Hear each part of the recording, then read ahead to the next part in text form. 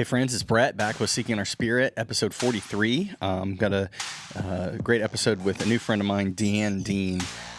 She's doing a lot of great work and has a great vision, which she is putting forth through her work at the Vive Academy. You can find her at viveacademy.org. So go check her out and learn more about the great work that she and her husband Jason are doing. But yeah, hope you enjoy the episode.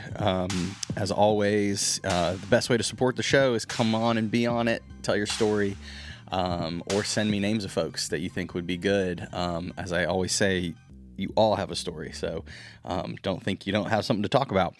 And if you're not comfortable with that and still want to support, give me a call and tell me the most powerful or significant or special spiritual experience you've had in your life. You can just leave a message and tell the story, and I can share that story on an episode, either anonymously or sharing your name. You can call 615-933-9737. As always, the like buttons and support buttons and share buttons, all that stuff helps us out. Or if you want to hit the support button and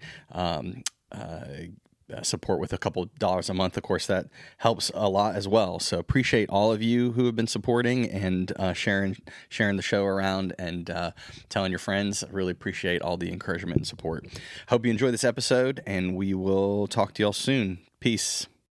So good morning, DeeAnn Dean. Good to have you with me this morning. Thank you so much. So fun and great to be here. Yeah, I'm excited to chat with you. We got to chat briefly before, but I'm excited to sort of journey with you this morning. So why don't we just go ahead and jump in and tell the folks, who is DeeAnn, where you're from, what do you do, that kind of thing. Okay. Well, that's okay. Well, I'm originally from Delrose, Tennessee. I grew up on a farm. I always say I'm from Delrose because I still feel like my heart's there. But I have lived in Knoxville since 2000.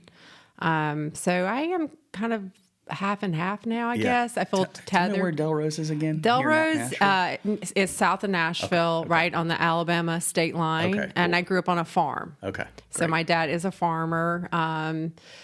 And on the farm, I learned to play basketball pretty well. Yeah. So I ended up getting a scholarship to Vanderbilt. And I would say that was what pushed me into my career of health and wellness. Mm-hmm. And that's what I've been doing since 1999.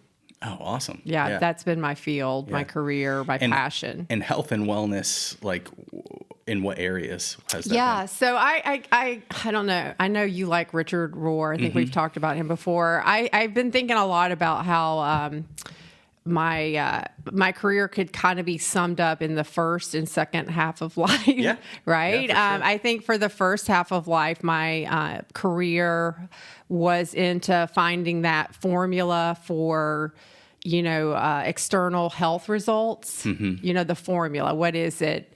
This diet, this exercise program. So I definitely leaned heavily into diet and nutrition.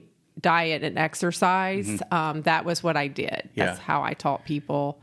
And then I would say the second half of life has really a new definition, and maybe an old definition of health has emerged. Yeah, cool. Yeah. Awesome. Well, I look forward to hearing about that journey.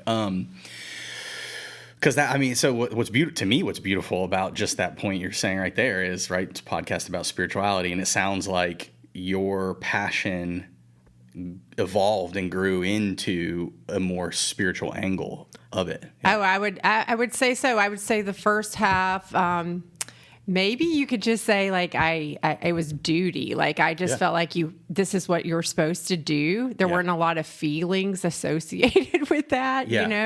I think that comes out of also my athletic background. Be the best you can be. Like take care of your temple, that kind of thing. But it was nothing deeper than that. Right. Yeah. Just, I don't think I had really thought through, like, is this a spiritual practice? Yeah. What is this saying about my relationship with God, Yeah. I don't want to jump ahead, but so, like that just totally, the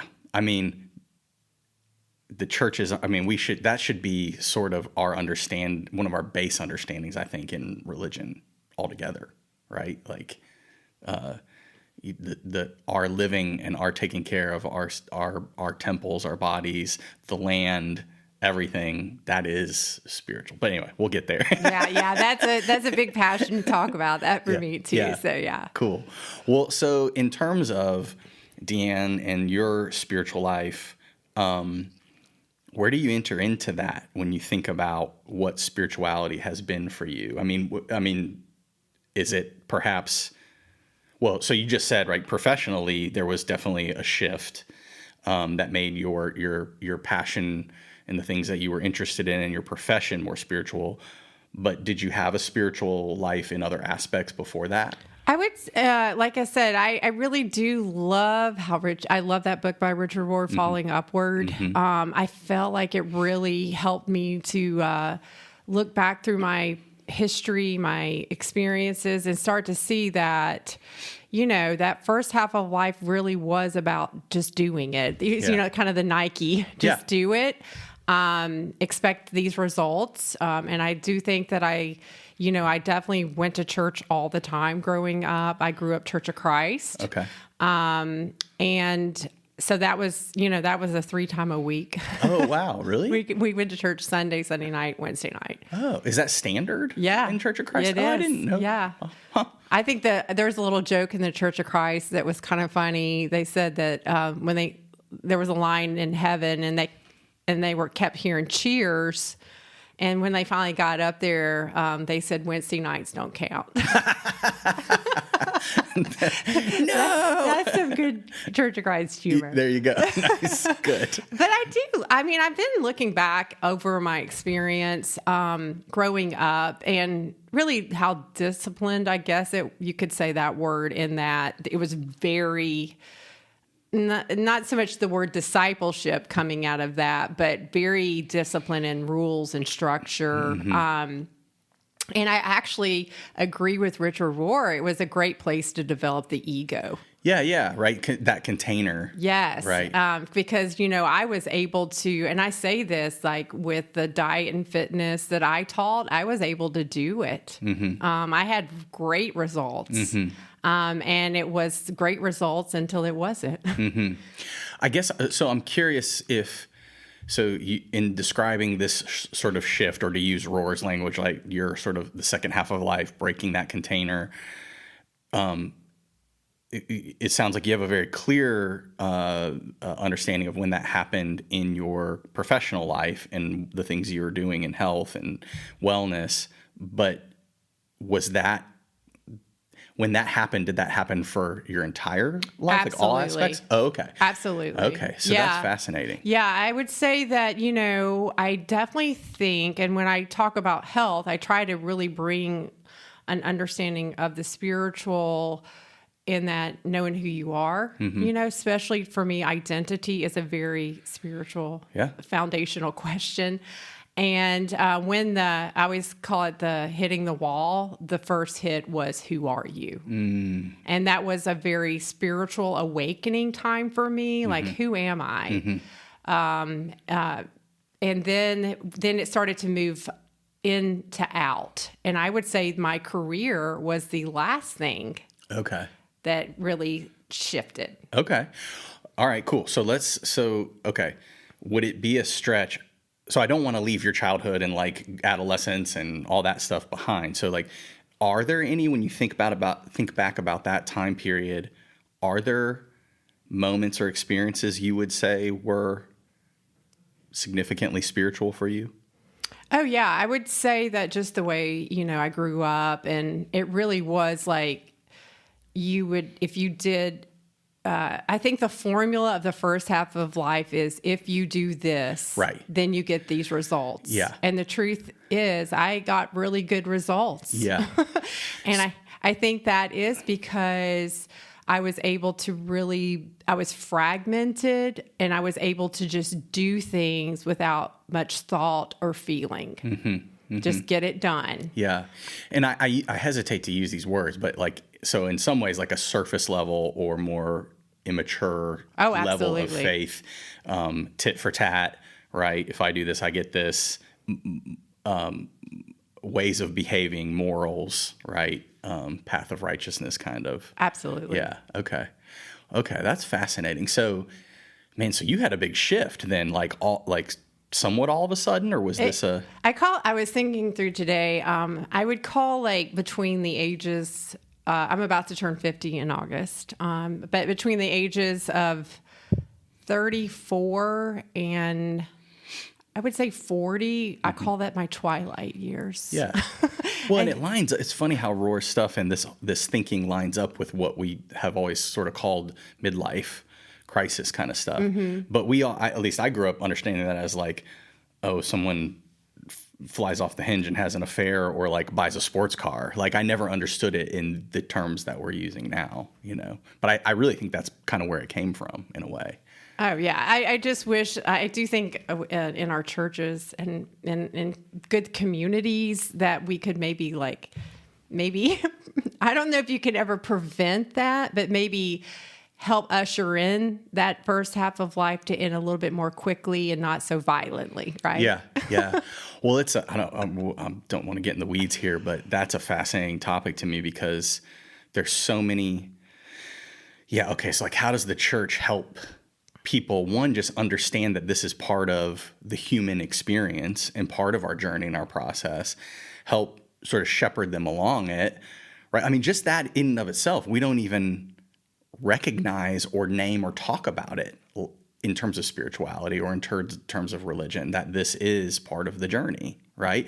So that would be a massive step right there, just to even acknowledge it and embrace it and begin to teach about it. But then how do you actually walk with people and shepherd them through that process?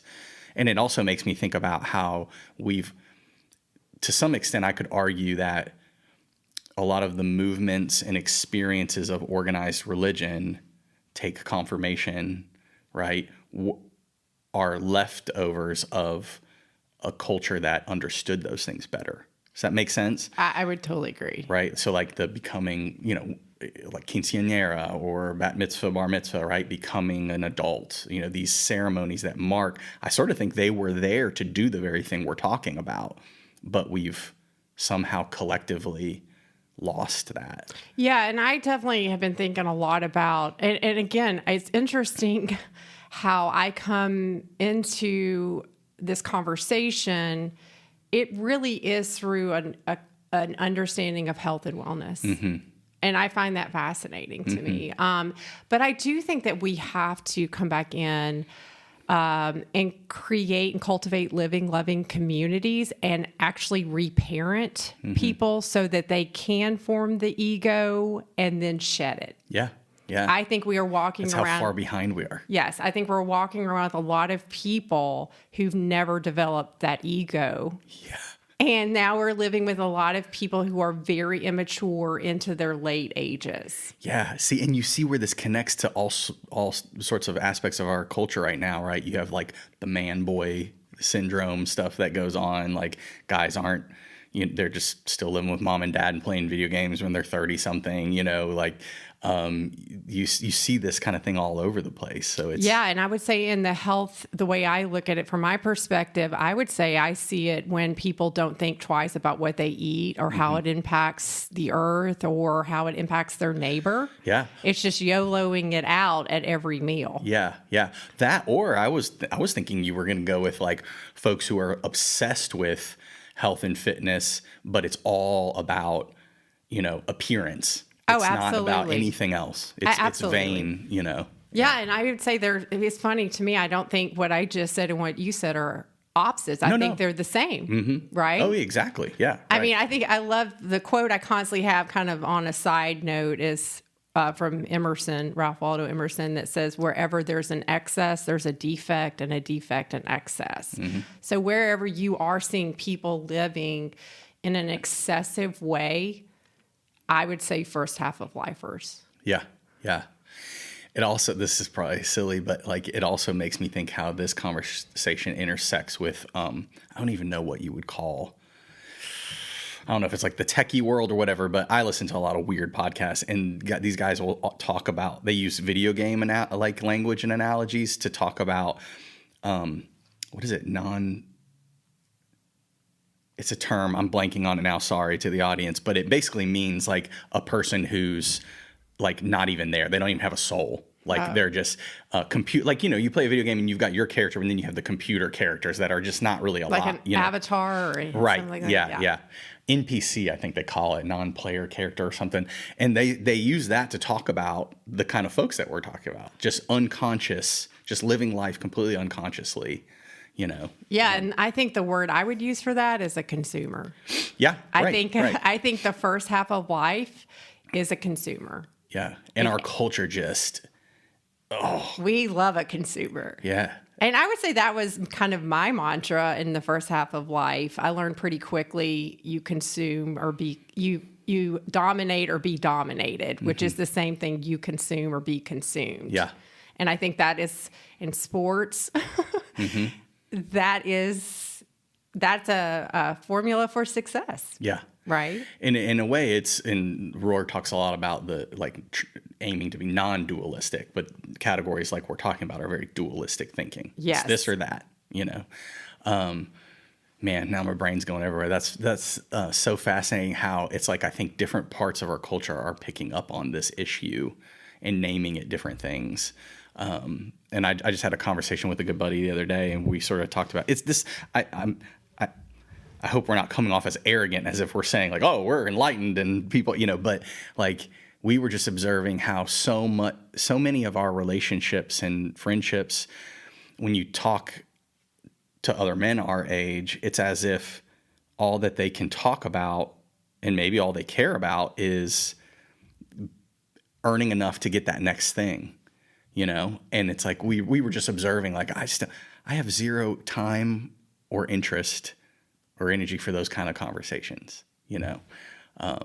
But it's sort of it's another demonstration of like where our culture and society kind of is. Yeah, and I think, you know, I do love Richard when he talks about embracing your second half of life and having like confidence in that.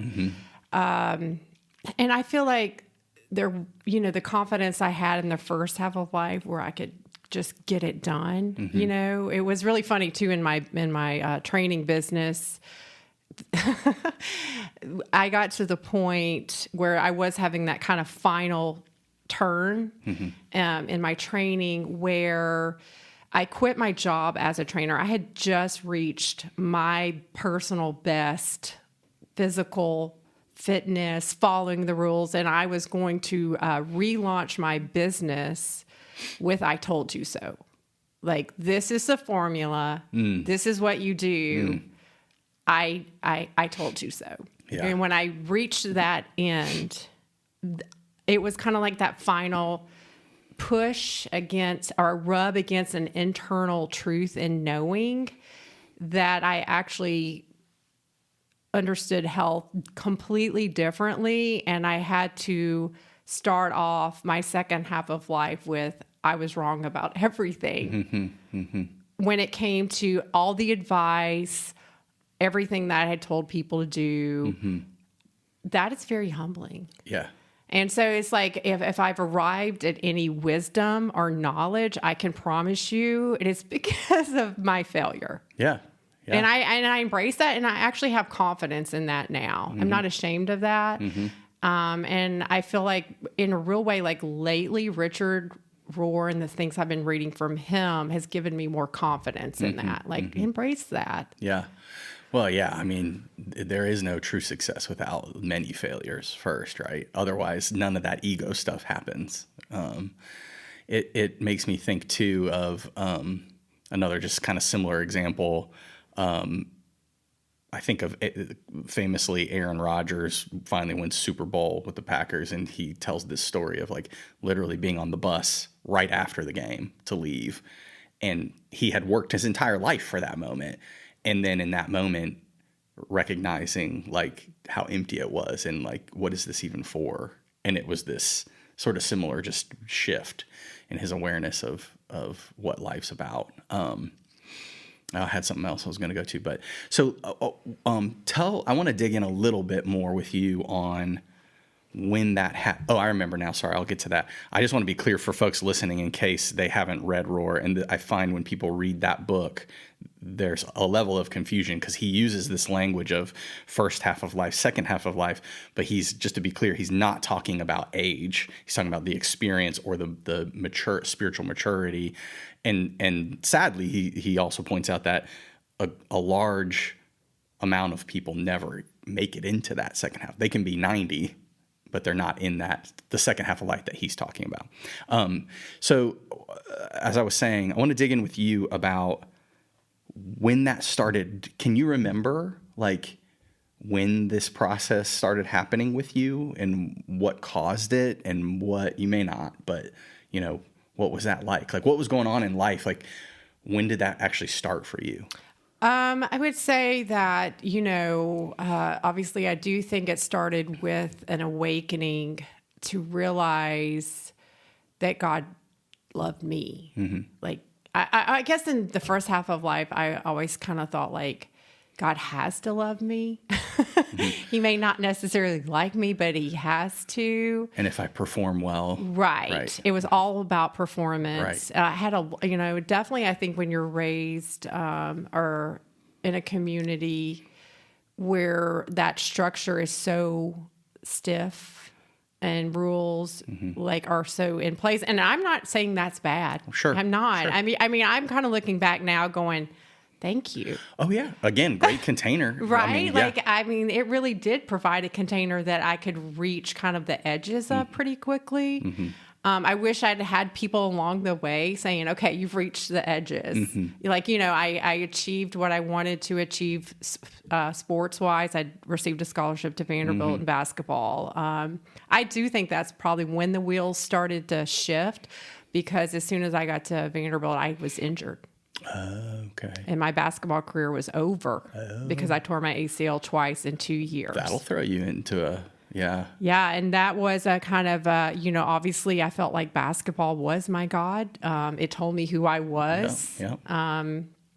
So I started to see that. And then it was interesting after college and I got married and how I just jumped right back into a religion that was very, very structured. Mm-hmm. It wasn't Church of Christ, but I went into a very structured religion that didn't seem like it was about performance, but it was mm-hmm. too. Mm-hmm. And I ended up through that period of time having children.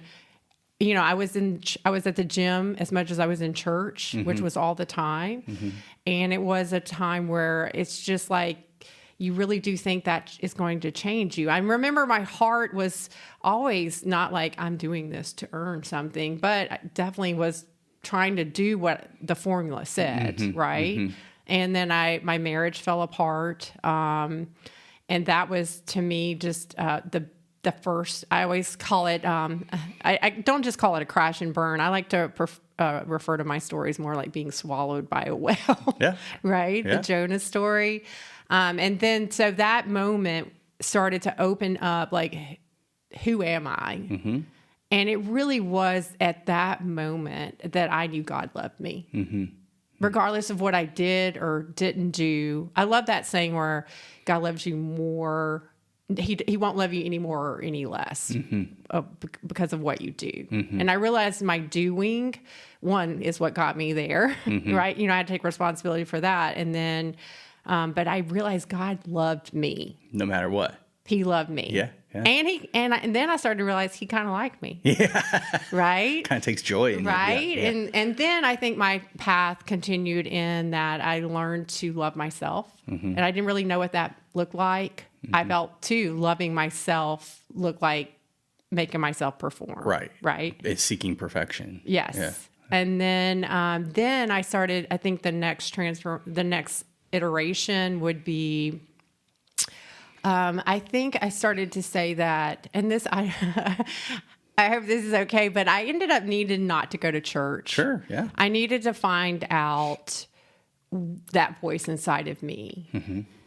Like, where was that voice? Because mm-hmm. I had always just consumed so much. I studied the Bible. I read. I consumed so much religious talk. And I really needed to find the Holy Spirit.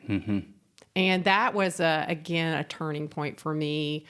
And I think it was during that time where, it was so funny in my heart, it's like, God, fill my heart with love, fill my mind with truth. And then came to my body and my career. I was like, back off.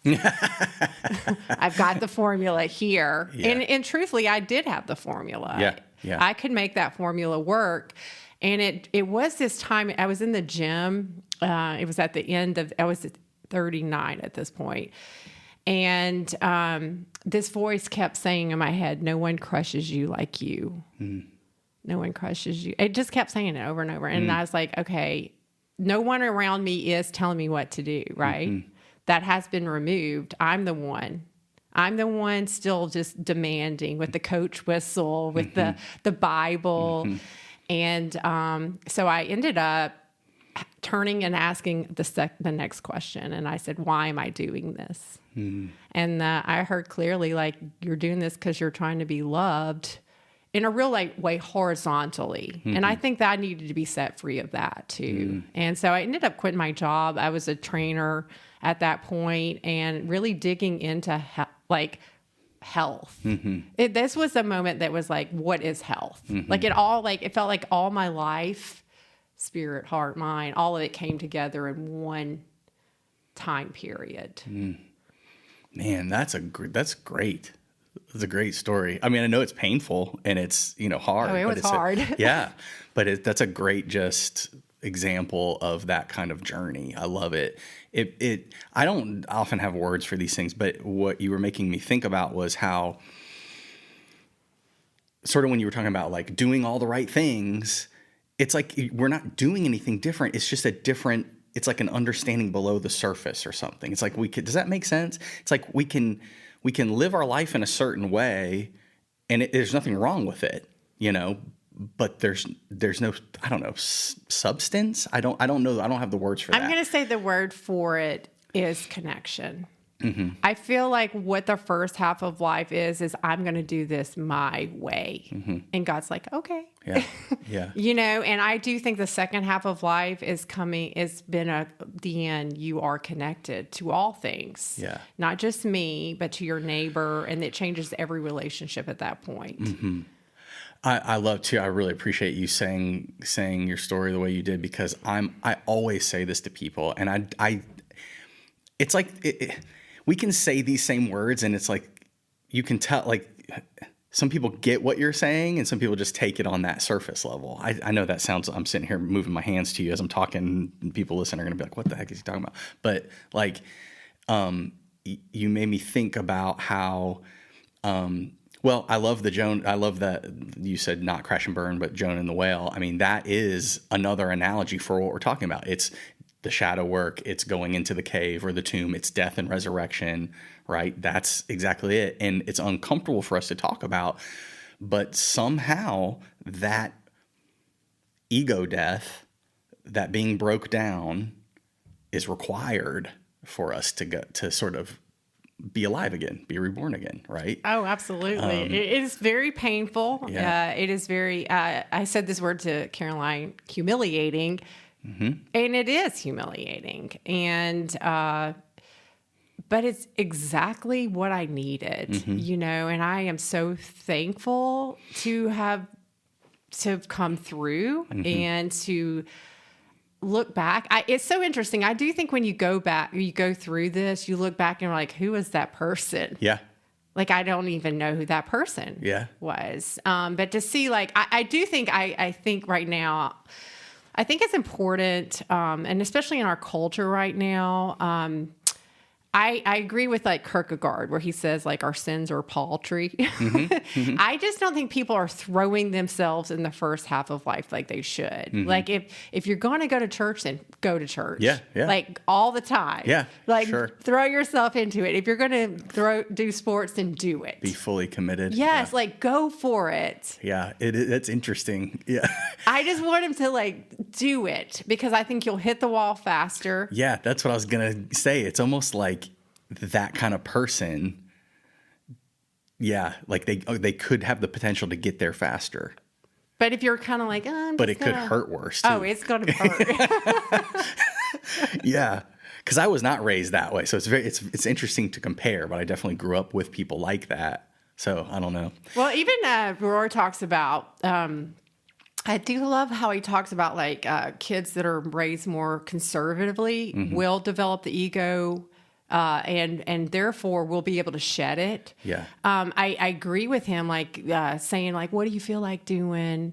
That's a more liberal, and I'm not saying liberal as in Democrat, yeah, right? Sure. I'm just saying that just to be like, wake up like to your kid, and you're giving them no structure, no order, no direction. You're not doing them any benefits. Yeah. Because they can't form the ego. It's counterintuitive, at least for our culture right now. I hear exactly what you're saying. Yeah. It's almost as if having those very clear structure as you're raised, of course it's going to provoke at some point like rebellion against it or pushing against it, which in the end, if you survive that, is a good thing, you know. Whereas like, someone else that's raised more loosely, it's almost as if you don't have that same dynamic. What then do you push against? How and when and what causes that? Yeah. Right. And I love, so I'll bring my favorite person in the whole world, Wendell Berry, who talks a lot about soil formation. I mean, and you have to have disruption for that. Sure. Yeah. Okay, that's life. Yeah. Right. You've got to have it. So, you want to create those boundaries to get that agitation, that disruption. You want to give something somebody can push against. Yeah. And that's all over nature. I mean, fitness, building muscle. Is a muscle built? It's torn and broken down, right? Micro tears, and then it's strength, that analogy's everywhere. One of the other thing that I just so appreciate, because it's something I say all the time, and again, I feel like people don't hear it really when I'm saying it, is that dynamic. When you described like how you were viewing God and your relationship with God, and then actually understanding, oh, I'm loved. I feel that is perhaps the single most common and biggest spiritual hurdle that I encounter with people. For whatever reason, we just have something in us. We can all be raised in different ways, but there's something in us that just struggles to truly encounter or understand that the love that God has for us. Right? I mean, we keep it in that sort of contractual, I don't know, genie in the bottle, tit for tat kind of relationship, earning God's love. But when you have those experiences of just, oh, I'm loved no matter what.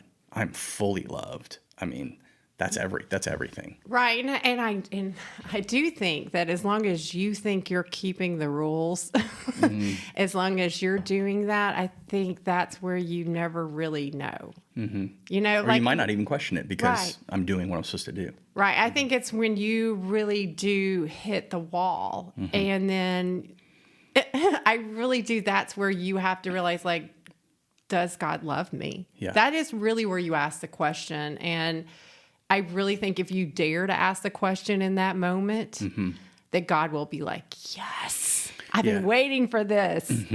And this is where, so many people say, I know we've mentioned Roar a lot today already, but Roar is one of them, that the truest form of the church in existence today is AA. And I've seen that in my own walk with people, that folks in recovery have hit that rock bottom, have had to ask that question and have that experience. And they understand that in a way that I think your average churchgoer doesn't. Yeah, I'm not in AA. I love AA. Yeah. I've studied it.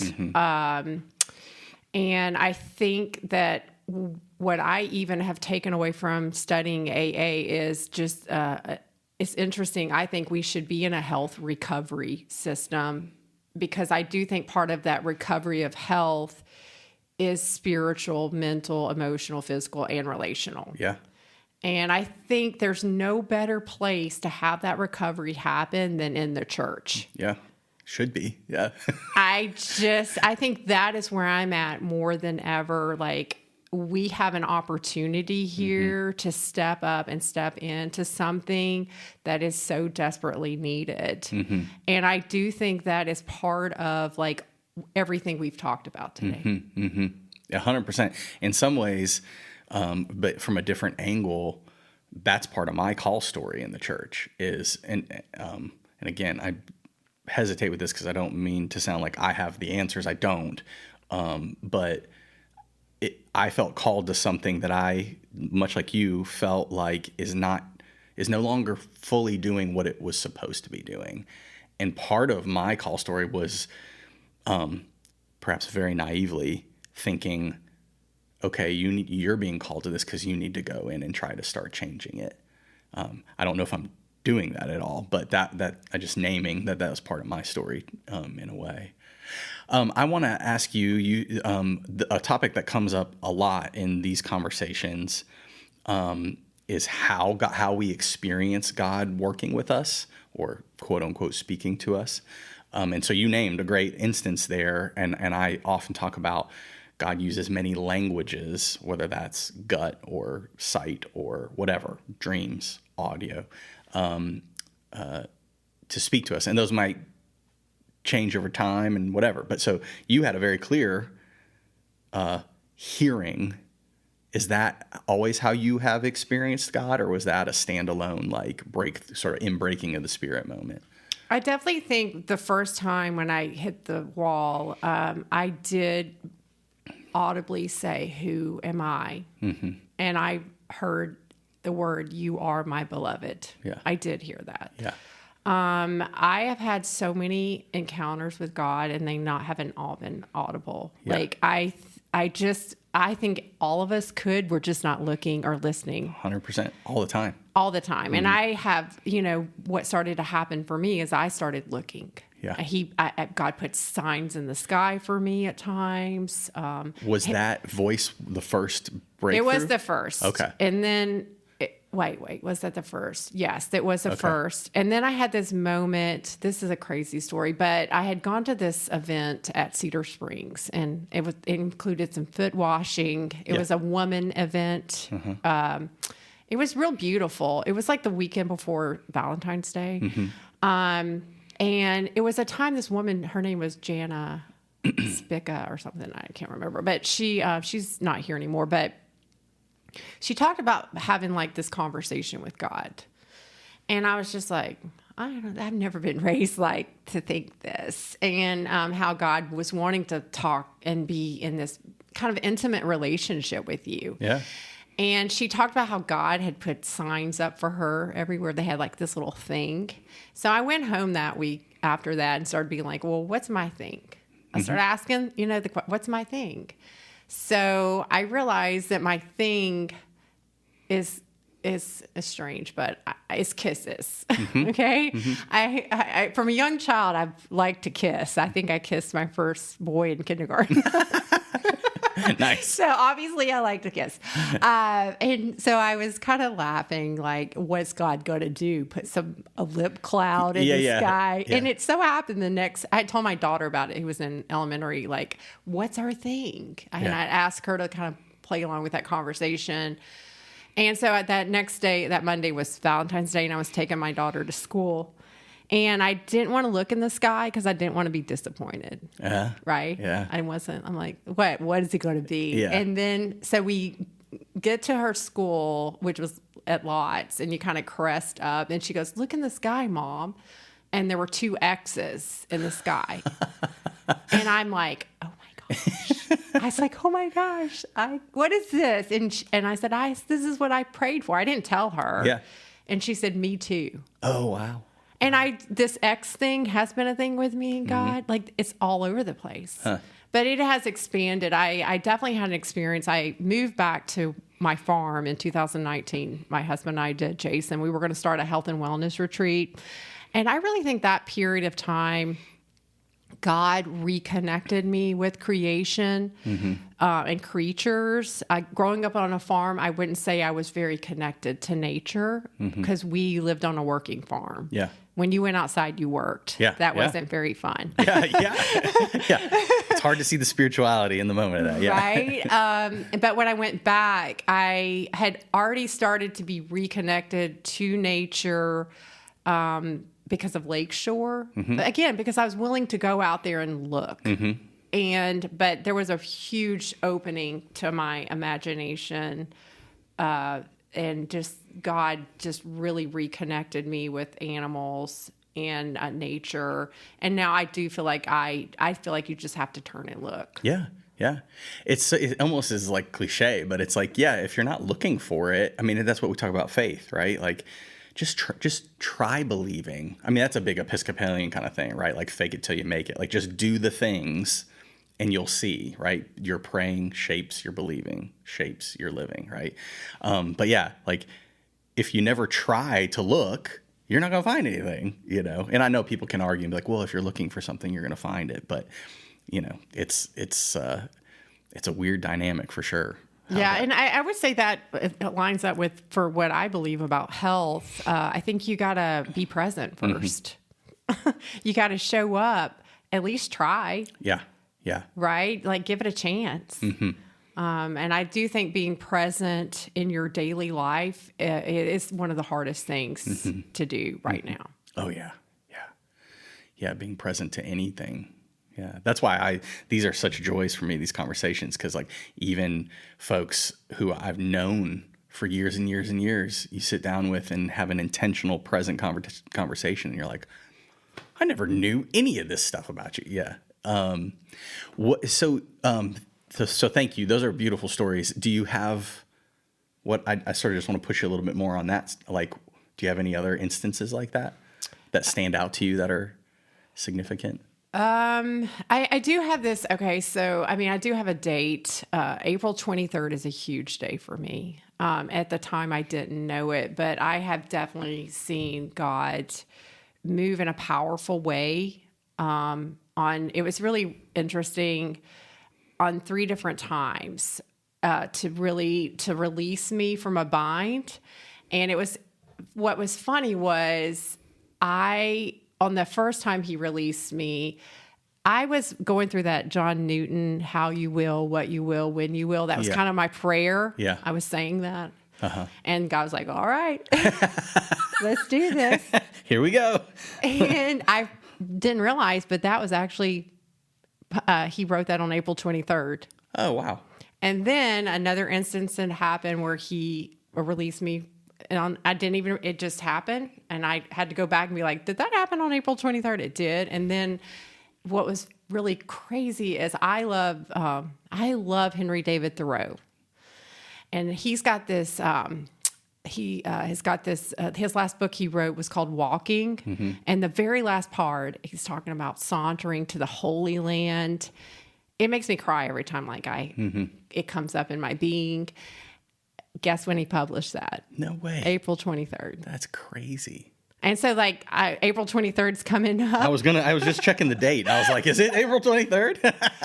So I'm always kind of we're going to release this on April 23rd. No. I'm kind of always squinty, what's going to happen, because I can't say all those were good, fun times. Mm-hmm. They were very painful, hard times. But looking back, you're like, what just happened? Yeah. So God has been very, very powerful. I think lately in the last 2 years, I've seen big movements of the Holy Spirit in my life. Mm-hmm. I came to Knoxville, I feel like I've been born of the Spirit in a different way. And I think, Sophia, I read some Thomas Merton. I stumbled onto some stuff he had written about Sophia mm-hmm. That makes sense to me mm-hmm. and her movement. And I do think a lot of times, especially in the way different churches operate, they kind of try to be the Holy Spirit. Yeah. Yeah. With their points of application and things like that, instead of letting the Holy Spirit in. Yeah. Instead of actually being open and listening and observing. What do you want to tell people about Sophia? About the Holy Spirit? Well, I just meant how Thomas Merton, what you got from that. Oh, yeah. I just think, I think the Holy Spirit, So I went through this is where it kind of came to me. I went through a trauma training when I lived on the farm towards the end of my time there. And I really started to understand God as a mother and mothering mm-hmm. and what that, I do think a lot of us have mothering wounds. I do think that we talk about the father wound. I know in the evangelical church, we talked about the father wound a lot. I never heard really much talk about mothering. Mm-hmm. And I just started to really kind of lean into that. What is mothering? And I started to see that I was being mothered, and it came through women. And I thought that was very powerful. And I think the Holy Spirit is moving in those tangible ways in our everyday lives. Yeah. To mother us. And I do believe that is attuning to us and providing containment and repairing rupture. And I think that's super important. I think that's something we could definitely lean in as Christians as we think about cultivating a community. Because at the end of the day, and one thing I hope we get to is I do believe my stance on health now is unless you have a community, I think you don't have much of a chance to be healthy. Yeah. And that's, again, something I repeat way too often. But yeah, I didn't understand until far into even though I grew up in the church, I didn't understand what the point you're making right now until I was like a good few years into the ministry. And then I was like, oh, yeah, this community thing is actually really vital and important, and it's not just a social club or whatever. Well, let's go there. Yeah, why don't you tell us all just about what your passion has been recently and what you've been working on, and take us on that journey. Okay, so I would start with when I came out of my career and I quit my job and I really started to, I looked healthy. I was really in great shape. My tests were healthy, but I didn't feel healthy. Yeah. And that forced me to start asking questions around health. What is it? How am I defining it? Who is it? Socrates says the beginning of wisdom is the definition of terms, I think he says. So I started thinking about that. Like, surely we know, I had just come out of years and years of church. I would say that I was kind of like, why aren't you helping people think through this? I'm not talking about weight loss, but yeah, we have a design. We should be helping people understand that design and how we're nourished. And I would say that was a big change. Instead of my career before had been telling people what to do. You come up to me and I'll tell you what to do. But then I started asking a question, how am I designed? And for me, health started to really expand. Like, I knew spirit was involved. I had already gone through this place where I had started to feel my feelings. I was, and as an athlete, you just don't have feelings. Yeah. Right? And, your coach never says, like, DeeAnn, how are you feeling today? Yeah, right. You feel like playing? Yeah, right. I think, too, I had also realized, like, your thinking. Like, I had started to think my own thoughts. And I really I think, that was a thing I was raised, like, don't trust your heart. Don't trust what you're thinking. And I do think when you have been changed, you can trust. I think trust is a huge thing, trust that God has changed your heart. So then I also knew that there's real practical stuff that we need to be doing. We can't live in fantasy world, like just, it doesn't matter what I do to my body. I can just pray and be nice. It's not enough. And then I realized relationships were a huge part of that. So what was interesting, that happened in 2015. I came out of that time period and I started saying, okay, health means to be whole. Yeah, it's to wholeness. Be holy, to heal. This is health. And then when I said that, did food, that's not a food conversation. So I started saying that. And then I started to realize that we have a lot of people who've forgotten who they are. So part of health, spiritual health, is helping people remember who they are. Or never knew. Right? Yeah. Right? I know. Sadness. But maybe there's a deep knowing in there they just don't know. Yeah. I do think that I agree with so many people who says the truth is living inside you. Yeah. And I know that I had to sit in a very dark place for a long time, and I feel like that truth found me and touched me there. And then I also, I started saying, okay, health, remember who you are, how you're designed. That's certainly a spiritual way to nourish that connection. Heart, we've got to help people awaken to the awe and wonder. How many people say the beginning of wisdom is awe and wonder? the fear of the Lord is the beginning of wisdom. That's awe and wonder, right? Yeah. So I do think most people are not aware that they are surrounded by just amazement. Every moment of every day. Yeah. Right. And then the mind part for me was curious. Every time I open my mouth about health, I am confronted with experts. It is just you can't even have a conversation. You mean because everyone has their own opinion. Yeah. Mm-hmm. So what if we got curious instead of always having that expert opinion or commentary? We got curious. We need to be curious because right now 90% of Americans have some form of chronic disease. Mm-hmm. Yeah. So clearly we haven't figured it out. And then the body, for me, that is, we have to be able to live in reality. Mm-hmm. So I think Simone Weil talked about the only way to name the real is that you're in touch with the suffering. Yeah. Right? And so that to me is living in reality. Mm-hmm. So right now we have a lot of people who have chronic disease and they don't talk about it at all. Mm-hmm. To me, that's not really being connected to your own suffering.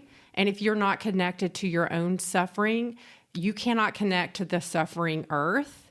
You cannot connect with your neighbor's suffering. Mm-hmm. There is a difference between empathy and sympathy. And I think you cannot have empathy until you have sympathy. Mm-hmm. And then the last one was, for me, relationships with your neighbor, with the world. I don't think we're disconnected. We have to realize, or we're disembodied. You are living in your body. You are connected to all things. The question is, are you nourishing that connection? Are you aware that what you're doing, everything you're doing is affecting your body? Mm-hmm. And so I don't like the language unhealthy. I think that's silly. Yeah. Because you can't be unhealthy. You can have a low level of health, but an unhealthy person would be, to me, a dead person. Yeah, that right? makes sense. Mm-hmm. So I think it's, again, for me, it started to see a shift in the language I used around health. So initially I came out wanting to have a deeper conversation. So I was trying to get people to the point that until you know who you are, it's going to be hard. Yeah. It's going to be hard to talk about health. And I tried to go through the entry points of diet and exercise. And I was basically oh, you want to talk? Well, let's talk. Mm-hmm.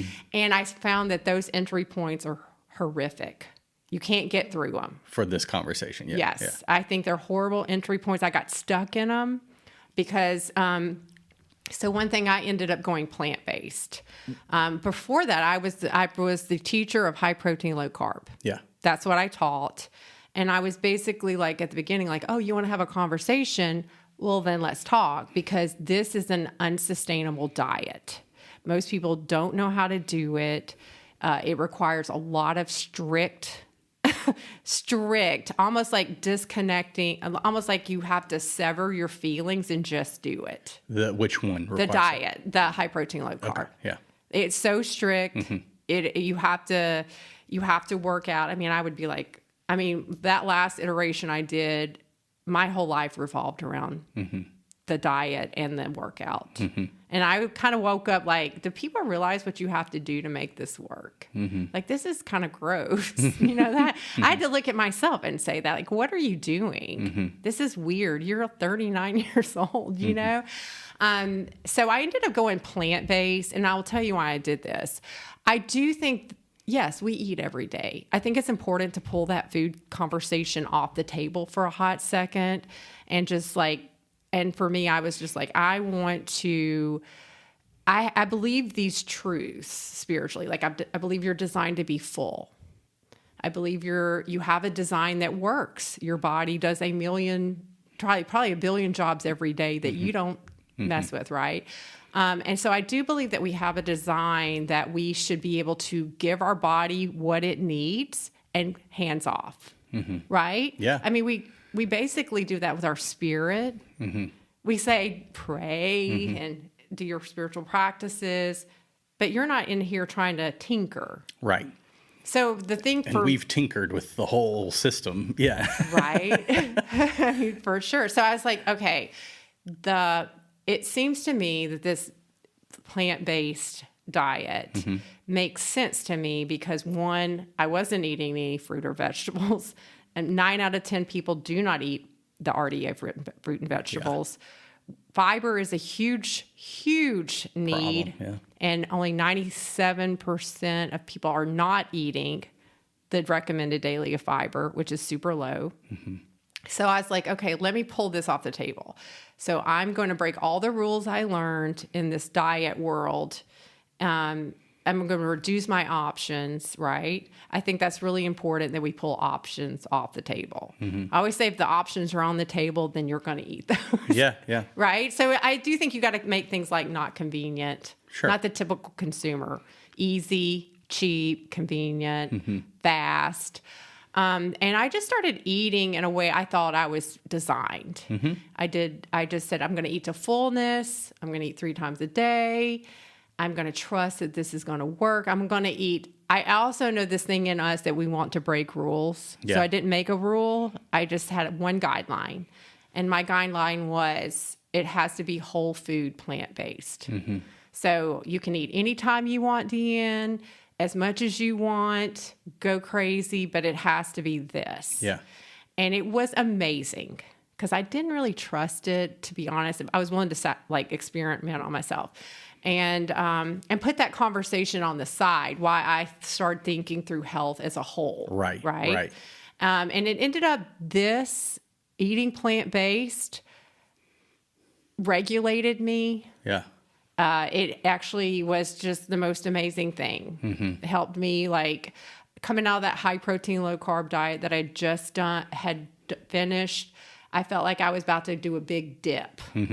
And I feel like it came in and it regulated me across the board. But it allowed me to quit thinking about food and just like nourish myself and to start really thinking about everything else. The other aspects. Right? Yeah. That really is the most important. Yeah. So I did. So Jason, my husband, we ended up starting a plant-based meal business because I had clients who I was like, go plant-based, like, let's try to get this conversation over here. So we ended up, by 2019, we were exhausted. I think we were seeing that we were still kind of a consumer option, that we didn't have a place that would invite people in. And I would also say this, I did not take this conversation to the church. I think in a way I was still kind of mad. Like, why aren't you talking about this? We have the worst obesity crisis in Knoxville for adults at the time and children. It was our diet, our chronic disease is really bad, especially in Knoxville. We are one of the worst. Really? Yes. Wow. We were at the time, we were like definitely in the top 10 worst cities. Wow. Yeah. And so when I went, so we were like, we're going to go to the farm. I started reading Wendell Berry. Wendell we came to like the same kind of questions about health. And it was interesting to me because Wendell Berry, even though he's like 89, I feel like we have lived a similar story. Yeah. How I grew up did feel like it's it felt like 10 or 20 years behind. Yeah. In a very rural. I could see the connection. Yeah.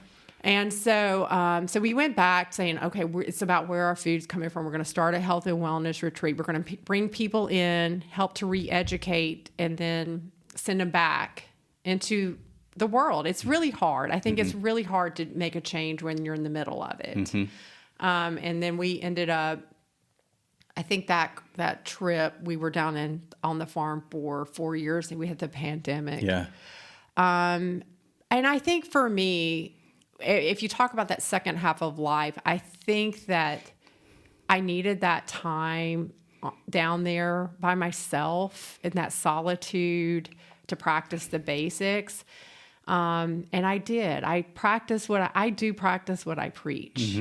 And what I found that came out of that experience was I'm coming back to Knoxville saying, you can know how to eat. You can know how to exercise. You can know who you are. You can know how to use your time wisely. You can be in nature. You can have a great relationship with God. You can have a couple of really great relationships. And if you don't have community, you're going to die. I just think that what I'm coming back to Knoxville saying that it is about community. Yeah. Because none of this is sustainable without community. Yeah, and you're making me think about how, like, I mean, correct me if this doesn't resonate with you, but I mean, you're talking wholeness, and it's like I can see examples in our culture, in our society, where different sectors or different people or specialists are perhaps trying to get to where you're going, but just in the one aspect. They might just be focusing on mental health or diet, but we have no place that is putting it all together, right? So it's a big thing. I mean, it's just interesting that it's like it's fractured everywhere, and people might just get glimmers of it. You also make me think of, I would say, man, when you're talking about diet, well, all aspects of wholeness, I just kept coming back to like living consciously or intentionally. Like if I would settle for that, regardless of what someone's diet actually, like if they're approaching their decisions consciously and intentionally, right, about their mental health, about their emotional health, about their physical wellness, it's like that would just be miraculous, right? If people because we just get in that monkey mind all the time, and we're just are doing things and ignoring, those choices as if they don't matter, Yeah, we're living on autopilot. I definitely think, and this is where I've come back to the church, and particularly the Episcopal Church. I just think this is like the time. I feel like we have an opportunity to be these living, loving communities where people can come and we can provide really great food. I mean, I think every church kitchen should be cooking the best food. And clean water. I mean, clean water is a huge issue right now. I do think probably most people we should all have filters on our water. I just think like that's the thing. I do believe in a practice. I call it practice the basics. That's where I'm at. I think that what's happened in our culture is we've skipped over the basics. And we have tried to tinker in the most complex, nuanced formula, and we're constantly tinkering. And I just don't think that ever can replace the communal practicing of the basics. And the basics should be something that you can practice on your own, and we practice together, and regardless of your age, your gender, your whatever, your socioeconomic level. I feel like what has to happen in our communities is we start to all practice the basics. And I do think if we did, we would transform health. Yeah. Collectively and individually. Transform the world, I would say. I mean, yeah. I mean, you're saying what I preach a lot. I don't necessarily get into, the aspects that we're breaking out about it. But I think Christianity on the whole has broken from this understanding of like, no, we are to recognize that we're loved and we're holy so that we can send that message to the world and thereby transform. Like most Christians just only think of like, I perform in this way, I believe these things, and sometime it'll just be all good. God's going to just put it all back together again.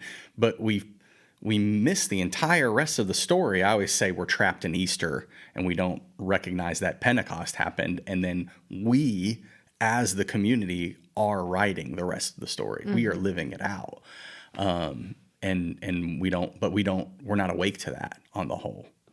So it's like waking people up to the importance of recognizing we're holy and loved so that we can, take care of ourselves and thereby take care of the world. I mean, one aspect of this that's connected and that you've touched on, but we haven't like directly touched on it, I don't think, is just then not only our relationship with ourselves and our relationship with community and other humans, but then our relationship with creation, and recognizing that not only are you holy, so's Joe over here, and so's all of creation, right?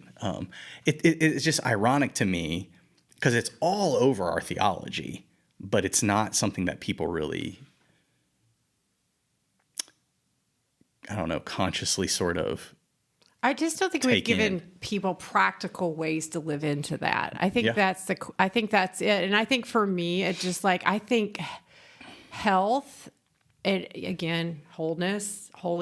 I think the place to start is you could start very practically. Mm-hmm. Like, how are you nourishing yourself? Like, I really had to embrace that I am incredible, mm-hmm. that God has made me. He loves me. He's living in me, that I am sacred. Mm-hmm. And until I really embrace that, like that holding that container and holding that, it really changed how I ate. Mm-hmm. It changed actually everything. Mm-hmm. It changed how I lived. That's why I keep saying, like, first half of a life is a consumer lifestyle. And I think that you have to change the way you live. Mm-hmm. And I do believe that changes everything. Mm-hmm. You know, and I think that turns I think the first half is, if I do this, then I get these results. And I think the second half is, because I am loved, then I do this. Mm-hmm. And I do believe that it is too hard. I think that's the first lie of what I would say, like, our cultural understanding of health is it's an individual thing. Mm-hmm. To me, that's the biggest, it's a lie. It's not. How you live affects me. Yeah. How you live affects what we see happening in East Knoxville. Mm-hmm. You know, we are all interdependent, interrelated, interconnected. What you do matters. What you do on a daily basis matters. And I had this talk the other day. We talked at St. James. We did an event.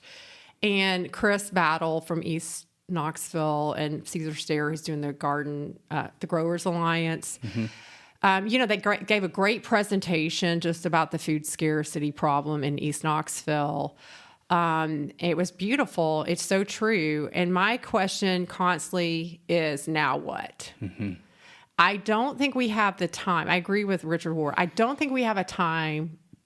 You know, Kierkegaard says when you wake up in the 11th hour. Mm-hmm. I think if we wake up, we're in 11:59. Mm-hmm. I really think that's where we are. And I think that we wake up, that we have to, like, start asking some real questions about, now what? Like, if you walked into AA, they're not going to get into, like, how you got there. Mm-hmm. They're going to get with, now what? Yeah. I think that's where we have to start a lot of ways with the health conversation. It's going to be really hard given all the things that have happened to get us to this place. Farm bills, policy systems, corporate America. Yeah, it's massive. It's like fast food being so cheap and convenient and easy, food deserts, like loneliness. I mean, there's just so many things. Mm-hmm. And so we have all these things that are just abundant issues and problems. And I agree with Wendell Berry. We have to come back in and rebuild community and start to live with each other and love each other and trust each other. I like Wendell Berry says that even knowing that a person in their community is untrustworthy mm-hmm. is important. Mm-hmm. Like, you know them. Yeah. And I think, like, he says this quote I say a lot. He talks about how there was a resurrection of one rural community. It would do more for the world than all the farming programs, all the universities. And I keep asking, why can't churches be that rural community? Mm-hmm. Because when I grew up in a rural community, it's not the fact that we're farming. Mm-hmm. It's the fact that we knew each other. Mm-hmm. We know all about each other. Mm-hmm. We were doing life together. There was some dependency there. And I keep thinking, what if our churches awaken to the fact that they are their own rural communities? Mm-hmm. Yeah, that's man, I don't know how you do it, but yeah, I see where you're going. I mean, you're making me think of I've seen, I think what you're naming is part of what's at play. Like when Carlin and I take teams to Bolivia on mission work, they'll see and experience and be with people who have nothing, but they live in community the way you're talking about it. And I'm not saying it's perfect or it's pretty or whatever. I mean, it's messy, but there's a almost a tangible happiness, for lack of a better word, contentment, that's there because the family system and the communal system is so intact, right? And it's really, really clear. And even like Carla grew up in the big city, but even there, that the culture as a whole still preserves that family and community system, and it's different. Yeah, I think have you heard of the Blue Zones? Mm-hmm. They've got a great documentary right now on Netflix, and I think the way that we miss what we're talking about is we go watch the documentary and we're like, what are they doing? Mm-hmm. Oh, they're eating sweet potatoes. Yeah. I mean, we kind of break it apart, right? Yeah. That's what we've been trained to do. Do the formula, right?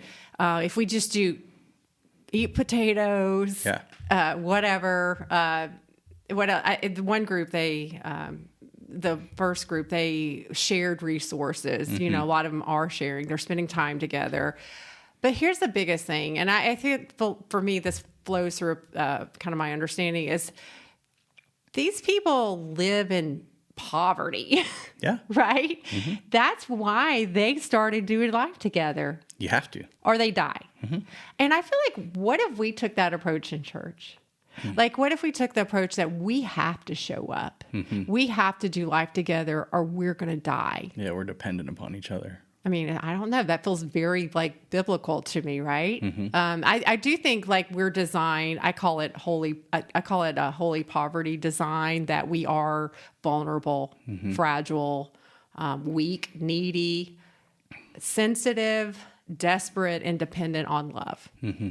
I feel like that is our design, and God has made us that way so that we can receive the things that we need. Mm-hmm. You know, that goes against everything the American, Yeah. right? Yeah. Pick yourself up by your bootstraps.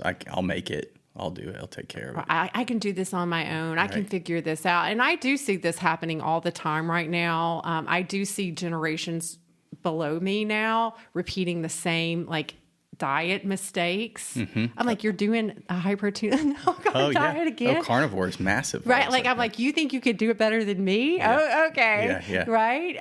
Because I know what it took to do that. Mm-hmm. Like, you're not fooling me. I know what it takes to do that. Mm-hmm. And I'm just like, why isn't there some wisdom here to be like, why are you doing that? Mm. Like, there's an easier way. I mean, isn't this the church? There's a better way. Yeah. There's an easier way to nourish your health. That's what that's the thing I try to lean into. It's not up to me about what you're taking away, this kind of deficiency. I really do believe if we kept nourishing people with love, with truth, with the things that they are designed, these other things would fall away. Mm-hmm. Mm-hmm. The desire for salt, fat, and sugar, right? Yeah, sure. You're making me think about, like, of course, I go right to the church and go, well, why aren't we living that way? And what is it? And I don't know. It makes me think, and people make this accusation a lot for other reasons, particularly about the Episcopal Church. But in some ways, it's true that the church is just as influenced and affected by the culture and society, and not the other way around. We're not. I mean, both are true, but we're not on the whole impacting the culture and the society, or understanding ourselves as that's part of that we should be, right? I mean, we're sort of, at least my experience with the Episcopal Church is like, okay, you all do your thing. We're going to hide over here and have this little, club by ourselves. We're not going to tell anybody about it. We're going to. Yeah.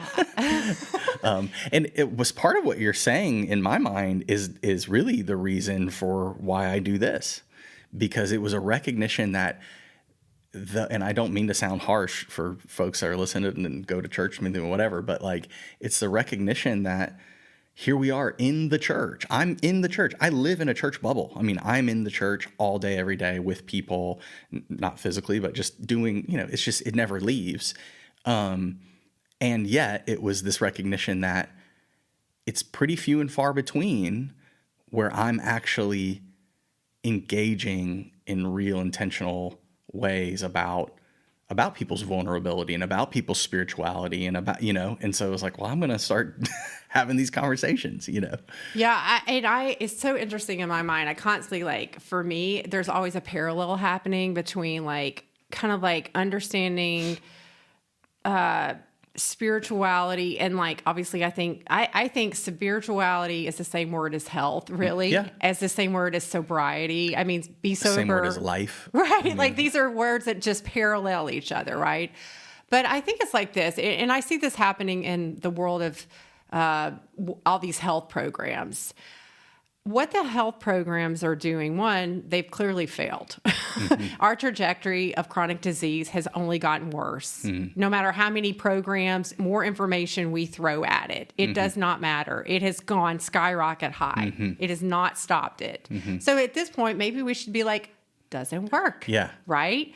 Back to the drawing board. Right. Einstein said what? You can't use the same way of thinking to solve the problem, right? Mm-hmm. So I think what ends up happening is I go into these conversations about how do we address chronic disease in Knoxville. And I think there's they don't understand that on a real level, people don't even know the basics. Most kids don't know what a vegetable is. Right. If you held up a potato, they would be like, what's that? And what I saw when I went up to Oneida to the Boys and Girls Club, and I took fruits and vegetables and taught a little class. Kids already at a young age already are full of diet information. I had this little girl, as she was holding a soft drink and candy, told me that bread's bad for you. And I said, but you're holding soft drink and candy. Yeah. We're just kind of scattered. We're all over the place. And I do think what I do see at times happening in the church is we're having a high level of language and conversation, and we don't know each other's names. Mm-hmm. I do think we're going to, and I thought about this the other day. So there's this guy I follow. He's from North Alabama. He's this native guy. Mm-hmm. I don't know if you've seen him. He's so North Alabama, but he loves nature. Mm-hmm. And he was talking about how this place that he was cultivating for native to come back, he said, okay, don't send me anything, but I actually cut down some trees. Mm-hmm. And he said what had happened in that area is these trees had come up and they had started to not let sunlight in. Yeah, so nothing else. Right. So he said, so I ended up having to take some trees out, which, oh no, you're taking trees out. Then he burned it. Mm-hmm. Okay. So he said, if you don't burn these places on a regular basis, what ends up happening is you have this overgrowth and then the native stuff can't come back. Okay. What if we thought about our churches about that right now? Yeah. Not only do we need to come back in and maybe chop some trees down, but we need to do a real burn. Mm-hmm. And he was saying if you don't burn on a regular basis, that when it does catch fire, it will burn everything to the ground. Mm-hmm. So we don't want all of it to burn down, right?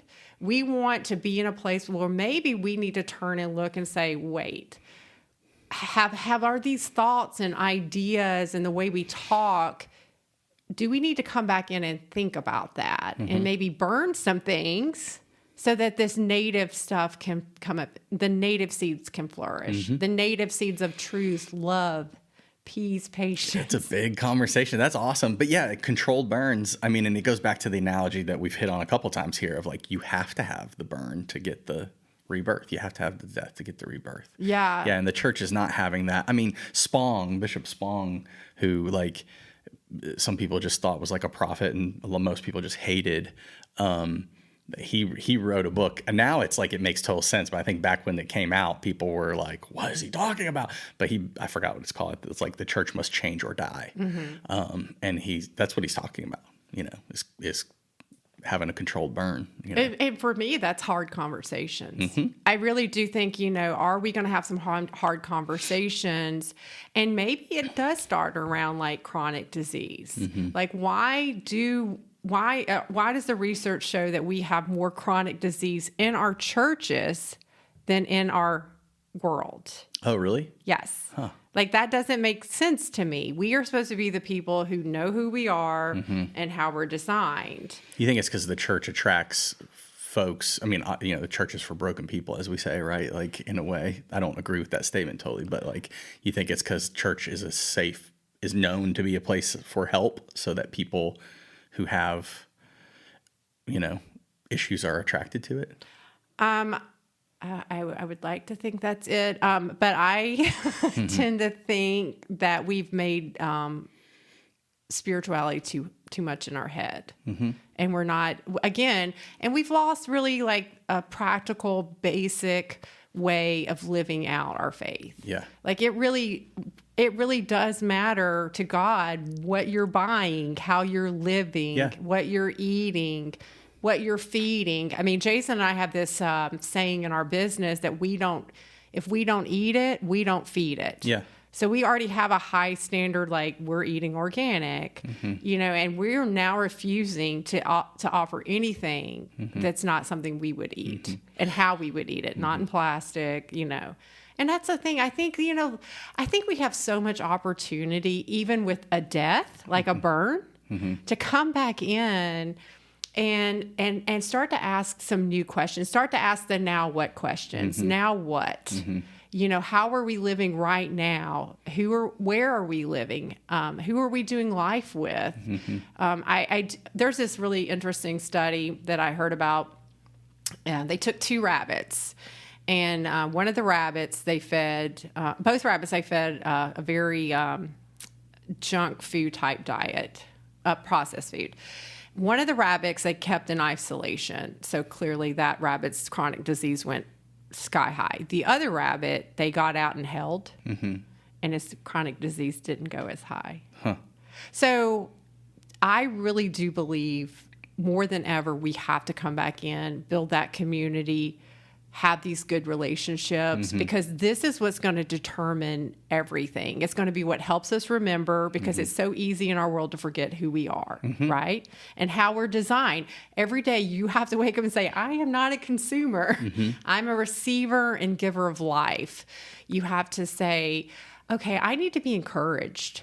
And I need to encourage on a daily basis. I need to be inspired and inspiring. I need to be nourished and nourishing. And then the last one is when I move out to touch, I need to help and heal. I'm not grasping and being greedy. To me, this is a very basic practice. Yeah. And I think if we came back in again in a community, we said, Wendell Berry said that all turns on affection, right? What do we love? What do we love? Do we love each other? Do we love the earth? Love something. Because you love your family. You would die for your family. You would do whatever. That's where I think we've got to come back in and be like, what do we love? Yeah. And that's, in my opinion, that's what Jesus was trying to say. We're obsessed with this idea that heaven is this place we go to later, but all that I see, and it ties exactly in with what you're saying, is he was saying it's right here.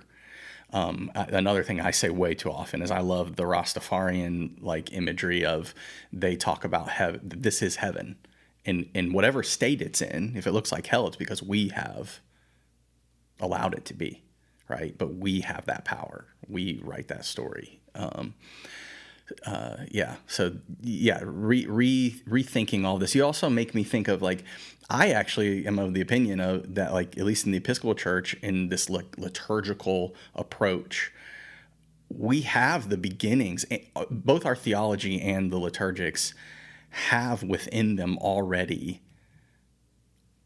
most of, if not all of, what you're talking about. But somehow we've allowed ourselves to fall asleep to it. It's there. It's always there. But we somehow allow ourselves just to take it all on surface level. Yeah, just go through the motions, right? I definitely think we have to have an awakening of energy. I think that energy comes back to me as a feminine energy, as a mothering. I really do. I really think that it's very powerful. One thing in that trauma training I realized is I'm a very romantic person. I write poetry, and And I do think there's a romance here that we're missing in the church, like this, like kind of love affair. Like it can get to, that's the thing. You gotta, that's the thing. You have to have structure. You have to have context. So many, like even diet advice is so out of context that you have to come back in and provide that because, everybody's just taking one little line of advice and running with it. Right. And I know, and I do think in our culture that we definitely need structure. I'm a big structure, order of progression. I think that's absolutely necessary. And I think we need that that energy, when that energy hits and flows, it really does something, because you have to have, I always think about a river, you have to have the bank to have the river. I think we've got to find a way to invite the feminine energy in that's flowing, and it's flowing through men and women, and have that good structure. I do think we have what we need. I think we have what we need even in our individual lives. And yet I also think we need help. Yeah.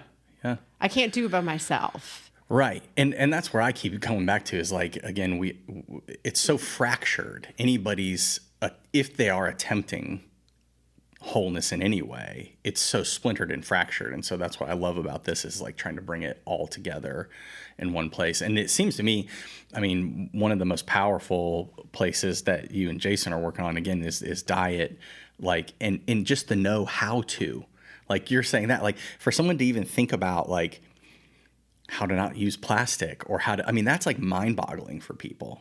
Just how do you do it? And that's such a gift and can be so powerful. And just waking people up. I had this thought the other day, I think the average person has probably never thought of, or take my kids, you just think, okay, here's strawberries, that's food. Here's Cheetos, that's food. You don't ever really make the thought or connection that what is this thing? It is not food. Right. You don't even know what that's made from or how it was made. It's completely insane, but we put those on equal level. Oh, absolutely. Food is food, Yeah. I always laugh when, the constant prayer is, bless this food to the nourishment of our bodies. Nourishment? Yeah. And I'm looking and I'm like, okay, you're asking God to do a miracle harder than turning bread into stone to bread or water into wine. He's like, wait, I can't do anything with this. That's good. So I want to be mindful of your time. This has been great, but so speaking of the work that you and Jason do, what are you guys doing around Knoxville? How do can they get in touch with you? What are what are you guys offering, or what are you working on currently? Well, currently what we're doing, we are doing lunch and learns. And we think the food is a gift. We constantly say food. This is another thing. Food is not a means to an end. It is a gift that we get to give and receive that helps us to remember who we are. So when Jason and I, we've started a business called Plow and Barrow. We offer ready-to-go plant-based meals. Again, I would always clarify, I'm not anti-meat. I'm pro-vegetable. I actually have really strong opinions on knowing where your meat comes from. Yeah, sure. I do think if we really understood how right now animal agriculture happens in our country and in our world, it is something that we as Christians especially should be very involved. Yeah. And knowing that it's cruel and sick. It is. It's gross. Even my dad, I was with him the other day, and he's a big, always been a farmer, lived in the country, and he's incredibly smart. And he was just it was funny. My dad, at one point, he milked cows. He was a dairy farmer. And he was just so I would never drink milk. And I'm okay, thank you. I need you to say that. Mass produced. Right. Yeah, of course. Right. I don't think, again, we've not seen these experiences to know that most of your cattle the meat that you're getting in fast food restaurants, they say one hamburger at McDonald's has 400 cows in it. Yeah. So along these lines, the other day we finally found somebody that's near us in Hardin Valley. And so we go buy eggs from her. And the flavor, the color, it's completely night and day different. Same thing as when I go to Bolivia, and people who go with us have said this too. The best steak you've ever had, it's all just right there local. They don't even do if they do anything to it when they cook it, they might have put some salt on it. There's none of this, and it's just night and day different. So yeah, it is another angle. I think people I know people have very strong feelings around like hunting and things like that, but that's another, if someone was insistent on continuing to consume meat, they're still at least getting to a similar approach that we're talking about, in that, where this food came from. And at least you have that relationship, much like you would in gardening, of like, it's a little different than saying planting and harvesting or whatever, but you're having to process this thing that you have taken the life of, and walk through that whole thing. It's a very different relationship than going to McDonald's and buying something. Yeah. I would think, I just think from farm to table that we really do need to dig into like, who are the people and are they being taken advantage of, or the animals all along the way? Yeah. Right. And I think, as people who love creation, I think this is important. And I think for us, Jason and I, with the meal boxes, we said, okay, we want to give people really good food, the best that we can give, in a way that does not, I love how Jason said the other day, is gentle on the earth. Like, we really do not use plastic. We've asked people to participate, so the containers are glass. Yeah. So now we're doing a dance, me and you return, I drop off. This is to me like ways to have touch points so that I can start to get to know you. Jason and I never wanted to be just like a consumer option. Yeah. We are desperately trying to do whatever we can to build community. So we started that, and we do think the food is a natural entry point to have a conversation. We do believe people should gather around tables again and have that conversation. So one thing that was interesting, I don't think it's just important to feed people. Wendell Berry has this quote about community, said, once community loses memory, they lose trust. Okay, so when we were so you've got to have memory. That means you have to be together to have some memories. And so one thing was when Jason and I were in the farm, we sold corn on the road. And the only people that stopped and bought corn from us was one who had a memory attached to it. No one stopped and said, "Oh, I'm going to try that. What's that?" Oh, yeah. They had a memory. I used to have corn with my grandma. Yeah. And I think we need more grandmas gathering kids around the table. I just think that we have so much need for that, realizing it's not really the food so much at times. That has a part to play, but it's us gathering together, creating memories, because we don't want all our kids' memories to be in the back of the car eating. Or on a phone, right? Go to dinner and look around, or how many families, whether it's a meal of processed food or not, how many folks even sit down to have a meal? Right. And what better place in our churches to start to do that? We all, it seems like most churches have kitchens and space. I'm proud to say at St. E's, we have dinner every Wednesday night. It's great. Yeah. You all need to come, and that'd be great. I need to try. I need to just make an order from you guys. I would love to try one of those boxes. Maybe I know a person that could maybe get you a half for free. But so we're doing that, and I've kind of we're constantly like saying, how do we? I do think this, Brett, that I think that we have to have. I call it living, loving communities, and I think there's a lot of people unwilling to come back into church. So where are they going to go? And I think that part of I think about community all the time. I just write about community. I study about community. That's what had led me to AA. I'm like, they're doing something right. Ironically, nowadays, the communities are found at the breweries and in the gyms. It's weird.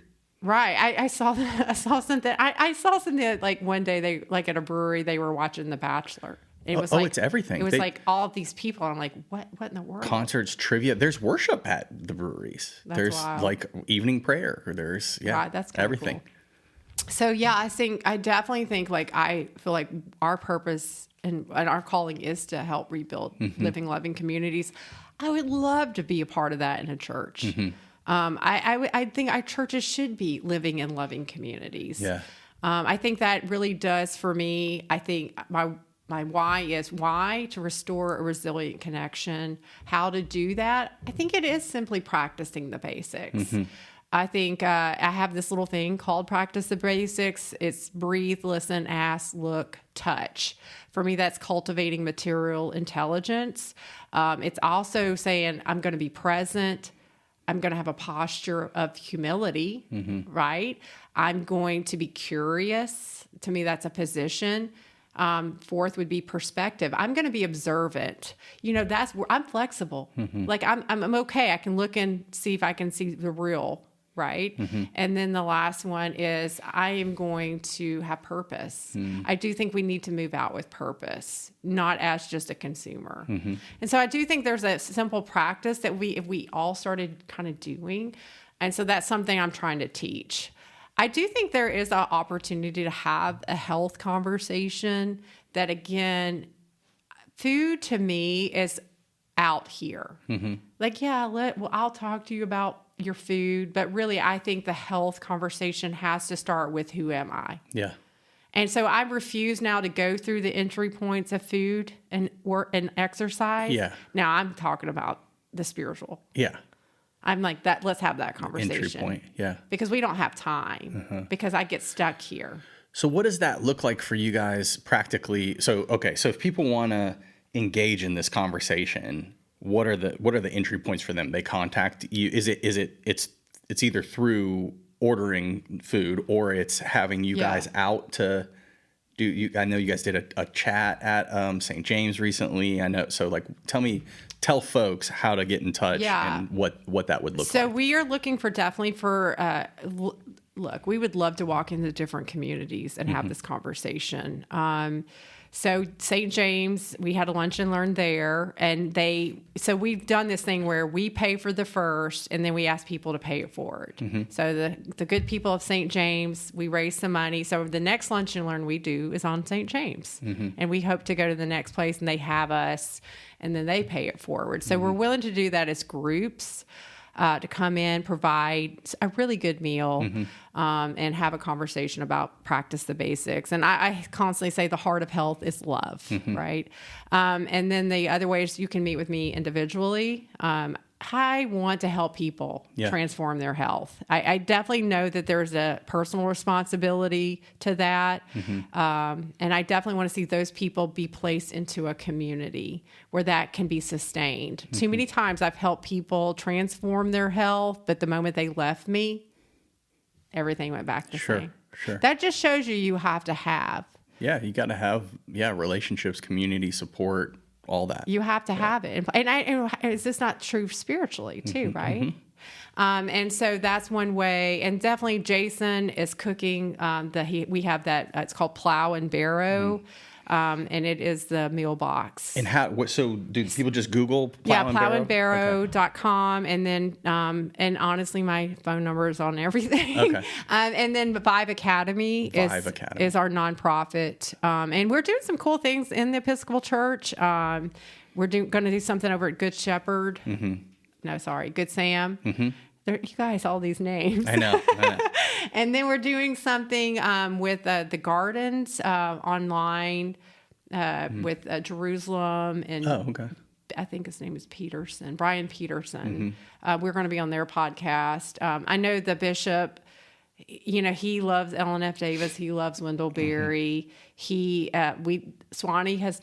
we attended a land event at Swanee. So the agrarian movement is happening. Yeah. And for me, the agrarian that's defined as an agrarian is a person who wants the flourishing of all creaturely life. You don't have to live on a farm.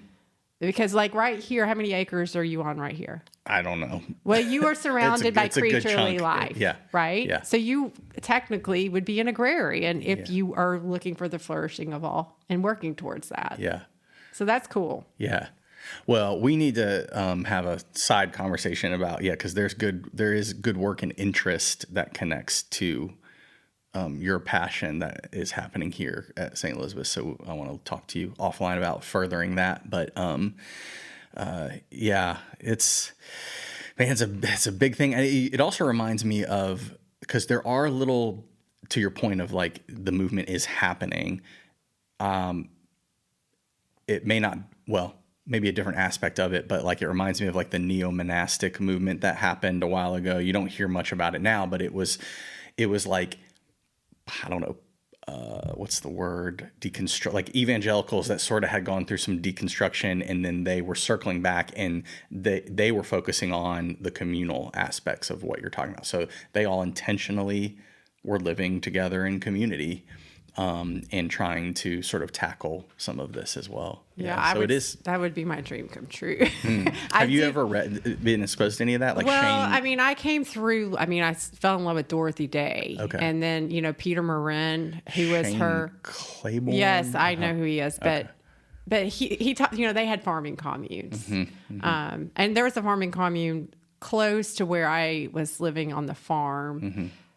It can get a little wacky on that too, right? Yeah, it all can, right? I mean, yeah. I do think my parents live on a large farm, and my dream is always to go back and have people. I do think it's hard to do life intentionally together, but I do feel like we're called to do that as Christians. I do think a lot of times we skip over Acts.